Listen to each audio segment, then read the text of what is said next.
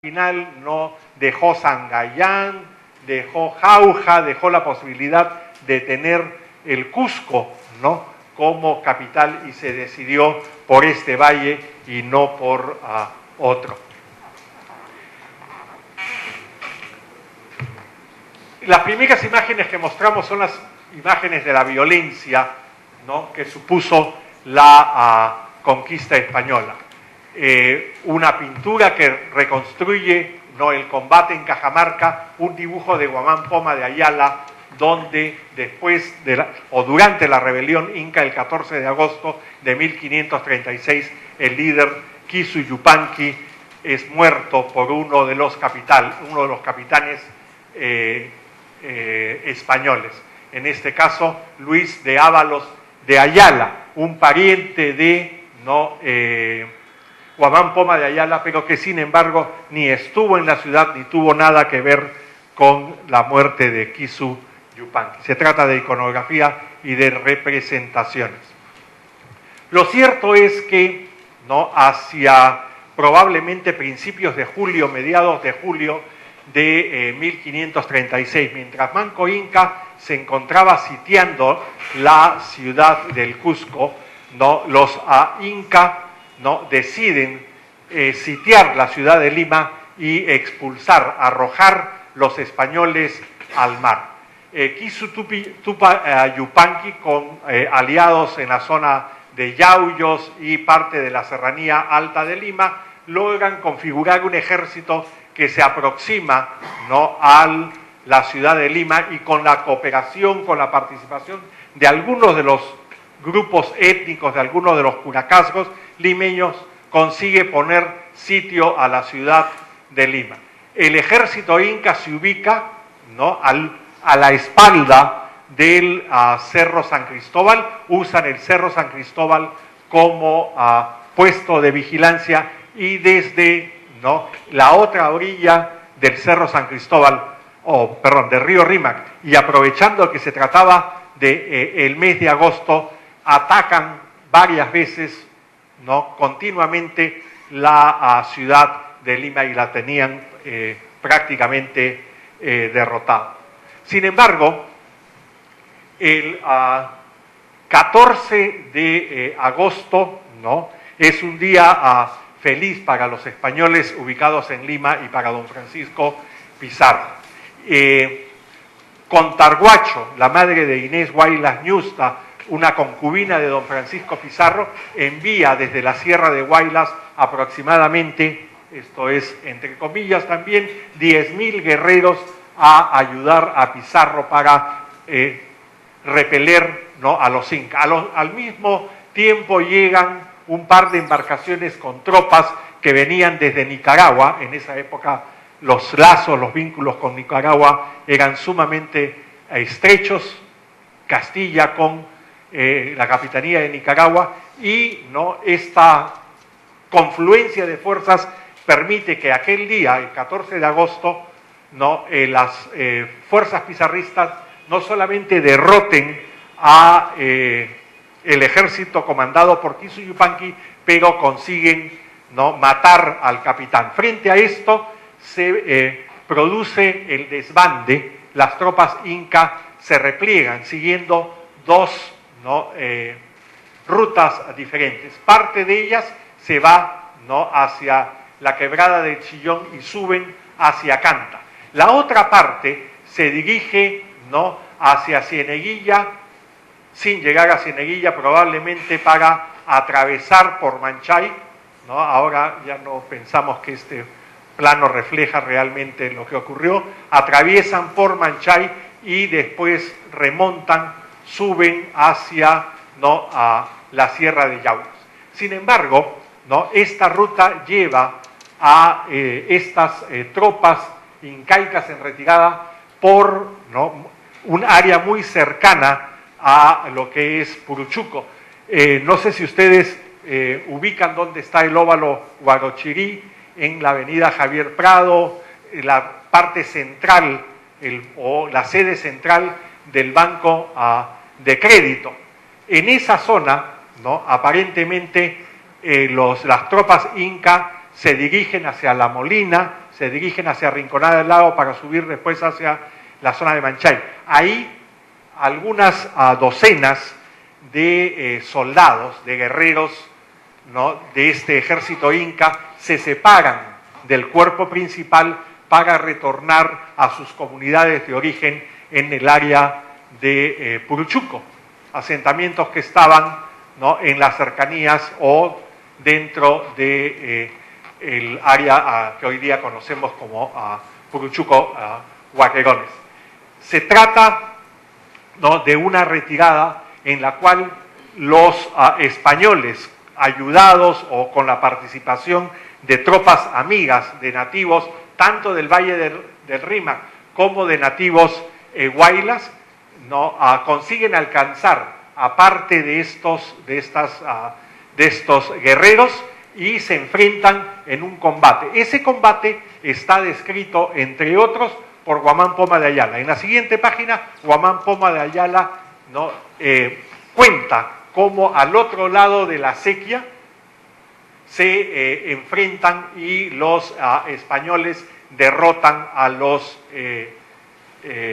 nativos, a los pobladores de Puruchuco. Sabemos que son pobladores de Puruchuco porque hemos realizado los estudios, hemos realizado investigaciones utilizando una técnica específicamente, craniometría, y esa craniometría nos sugiere con un alto porcentaje de posibilidades que la totalidad de estos individuos pertenecían a la mismo pool genético de la población del área de Puruchuco, Huaquerones.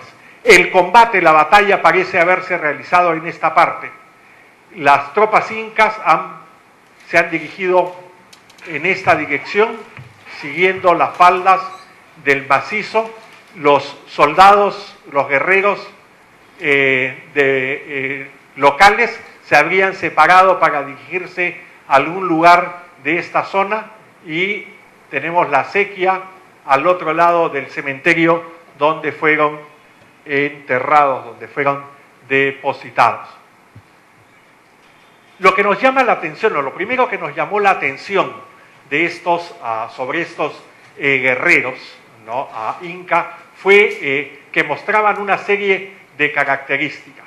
La primera de ellas, la más notable, es que no se encontraban enfardelados, envueltos, depositados en un fardo funerario, no estaban en la típica posición sentada, no poseían ofrendas internas, no poseían ofrendas externas, carecían de las sucesivas capas, ¿no?, de algodón y de textiles con los cuales los envolvían. En lugar de aquello, ¿no?, estaban envueltos en mantas cuadradas, donde generalmente las cuatro puntas estaban amarrados, se encontraban en posiciones diversas, boca abajo, boca arriba, de costado, flexionados, semi-extendidos, ¿no? Igualmente se encontraban muy cerca de la superficie, entre 30 y 40 centímetros de la superficie, mientras, ¿no?, en las tumbas convencionales, la boca de la tumba se encuentra por lo menos a 1 metro de profundidad. Al principio, ¿no?, pensamos que podía tratarse de individuos pobres que habían sido, ¿no?, enterrados quizás durante el periodo colonial temprano, producto de una, ¿no?,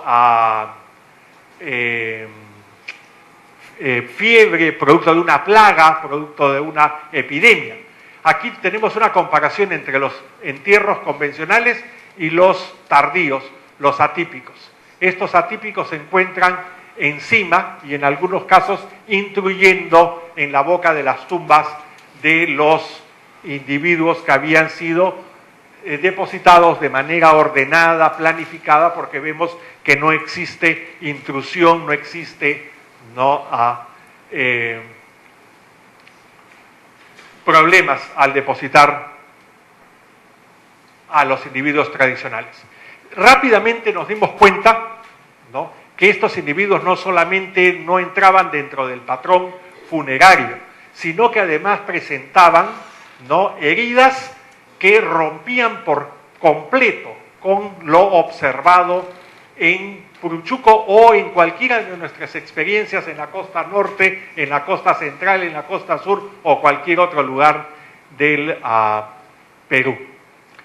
Mostraban heridas que ya no eran accidentes o consecuencias de lo que podemos denominar disputas familiares, sino que eran heridas que tenían las características de heridas producidas durante combate, heridas producidas a consecuencia de guerra. ¿Y qué cosa no nos muestra? ¿Cómo sabemos que han sido consecuencia de guerra y no porque se agarraron dos fulanos que se habían tomado una chicha de más, ¿no? O una suegra que sonó, ¿no? Al yerno porque no se portó bien? Es un patrón, ¿no? Hasta no hace muchos años, ¿no? El patrón de la guerra era muy similar y varió muy poco a lo largo de los siglos. En esencia, se trataba de dos grupos humanos, ¿no? Numerosos, que se enfrentaban unos a otros guardando una distancia. Durante, ¿no? esa primera etapa se insultaban, ¿no? Se gritaban, se provocaban unos a otros. Posteriormente se acercaban un poquito y se tiraban lo que tuviesen.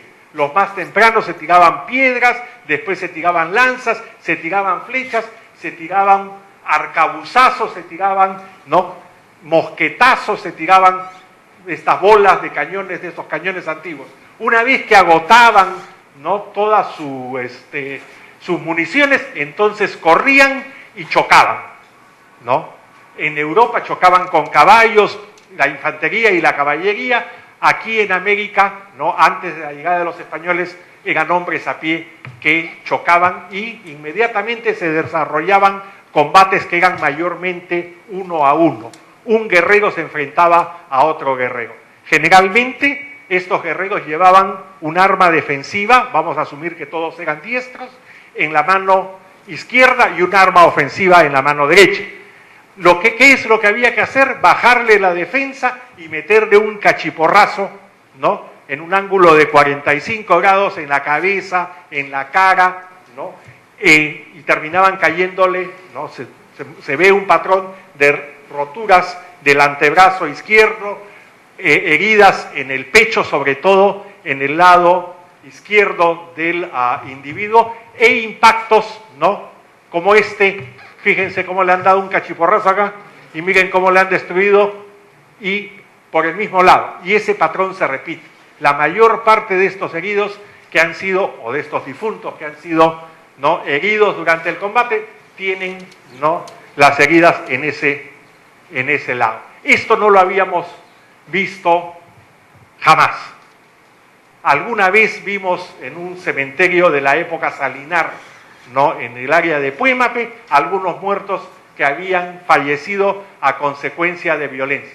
Nunca más hemos vuelto a ver, ¿no? aquello. Pero un examen más cuidadoso, ¿no? en este caso de un individuo que terminamos denominando Mochito, nos mostró una serie de otras heridas que indudablemente no podían haber sido producidas por armas nativas. Si vemos la pierna, esta es la parte de la rodilla, le han amarrado la pierna, vemos un corte en esta parte. Un corte que solamente puede haberse producido con el más fino hierro toledano. Es un corte del hueso, un corte como quien agarra un machetito y le corta, ¿no? Corta un hueso de pollo. Esta pierna, al ser cortada de esa manera, se ha fracturado y el individuo ha caído probablemente al piso con la pierna rota y un corte violento. Si ustedes miran aquí, miran acá, dos dedos que han volado. Las armas de piedra, las armas de cobre de nuestros antepasados, ¿no? andinos, no producían ese tipo, ¿no? de heridas. Este individuo tiene además la cara destrozada, no hay cara.